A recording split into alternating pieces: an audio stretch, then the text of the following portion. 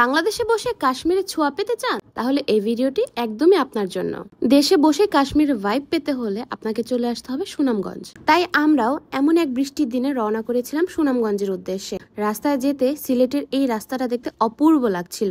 সুনামগঞ্জের নতুন ব্রিজ থেকে পশ্চিম বাজার মণিপুরি ঘাটে আমরা চলে এসেছি। আমাদের বোট এখানেই রাখা ছিল। আমাদের হাউস বোটের বারান্দাটা বেশ সুন্দর ছিল এবং বেশ অ্যাস্থেটিক, এবং আমাদের রুমটাও ছিল বেশ সুন্দর। রুমের চারপাশটা ছিল একদম খোলা। আমার তো খুবই ভালো লাগছিল যে একদম খোলামেলা পরিবেশে পুরো নদীর মধ্য দিয়ে চলে যাব আমরা টাঙ্গুয়ার হাওর। রুমের সাথেই আমাদের একটা অ্যাটাচড ওয়াশরুম ছিল।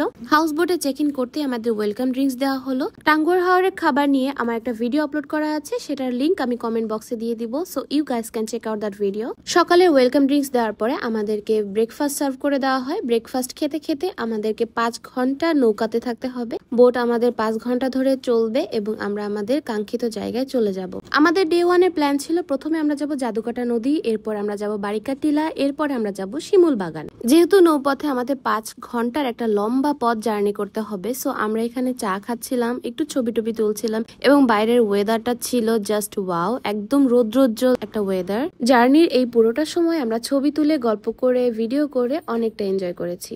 ভিডিও শুরুতে এই জায়গাটাকে কেন কাশ্মীর বললাম জানেন? কারণ এই জায়গাটা দেখলে কাশ্মীরের থেকে কোনো অংশে কম মনে হয় না। এই মেঘালয় পাহাড়ের কোলে যে নদীটা গেছে, এই নদীটার জল এত স্বচ্ছ যে কাশ্মীরের জলের মতনই মনে হয়। এত স্বচ্ছ এবং ঠান্ডা পানিতে যদি আমি গোসলই করতে না পারলাম তাহলে মনে হবে আমার পুরো ট্যুরটাই ইনকমপ্লিট। এখানের পানি একদমই আয়নার মতন পরিষ্কার। আর মেঘালয় পাহাড়ের সৌন্দর্য সে তো অসাধারণ সুন্দর, একদম স্বর্গীয় সুন্দর যাকে বলে।